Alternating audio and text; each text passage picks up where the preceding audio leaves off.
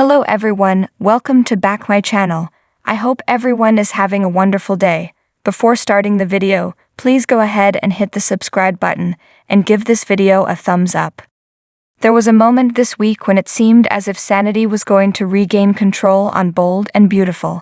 In the wake of a shocking revelation, I thought that maybe, just maybe, cooler heads would prevail and someone would pump the brakes. I was, of course, delusional as Brooke and Thomas after they ate those boinkberries years ago. Let's talk about what wound up happening. Let's just get this out of the way right up front. In the real world, absolutely everything happening on Bold and Beautiful right now is impossible. You don't just show up at your spouse's house with a document in hand, get their signature, and then dash off to marry someone else. Even in freewheeling California, that ain't how it works. There are very specific grounds under which one can have a union annulled in California, and the only way Ridge could get one based on the CPS call is if it had been made before their marriage, meaning he could try and claim he entered the union under fraudulent circumstances. But hey, this is a soap. So, screw it, on with the wedding. Hey, wait a second. After Ridge told those gathered in Eric's living room about Brooke making the CPS call, it almost seemed as if this might give everyone pause. Even Steffi, who has been pushing for a Ridge/Taylor reunion the way I advocate the permanent return of McRibs to the McDonald's menu, questioned her father's motives. Look, you know how quickly the living room books up. If we don't get married immediately, it could be ages before we get another chance.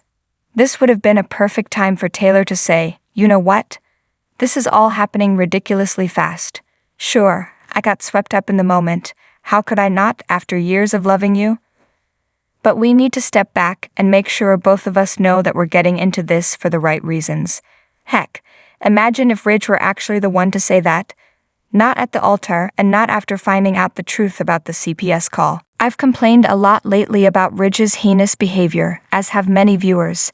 But with a simple moment of sanity, the show could create a scenario in which we actually were able to like Ridge again, plus it would be truly good soap opera. Imagine that. What will happen? It was more than a little frustrating that after a week in which the wedding was the only thing anybody wanted to talk about, we never actually got to the ceremony. Friday's episode was nothing but wedding prep, Carter listening in on Brooke's conversation and Douglas sulking. Of course, we're left to wonder if Douglas will spill the beans and stop the wedding. What's kinda crazy is that the kid still has the phone with the incriminating evidence on it.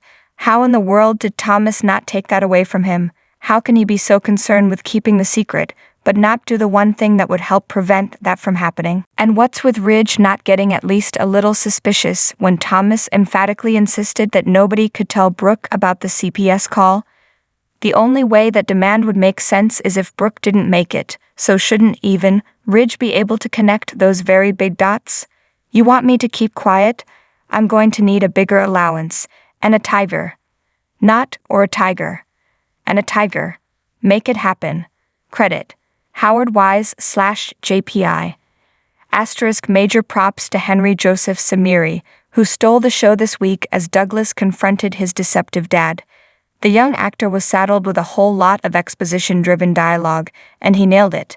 And when Douglas was glaring at Thomas, as if to silently guilt him into confessing, I haven't seen a child look at an adult that way since Damien in The Omen. * why were there so few people at the party Eric threw for the about-to-wed pair?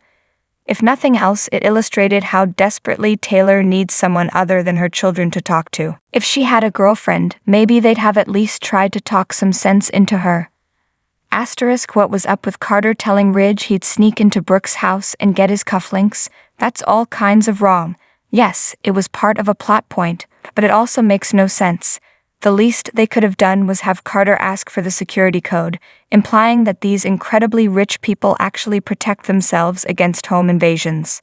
* I don't really get why the writers absolutely refuse to tell a B story. You've got a whole lot of people tuning in to find out whether Douglas will spill the beans before the wedding.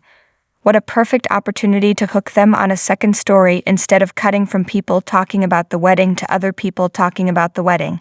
It's soap 101 people. Thanks for watching this video. Please subscribe to our channel, Bold Media Point, and stay with us.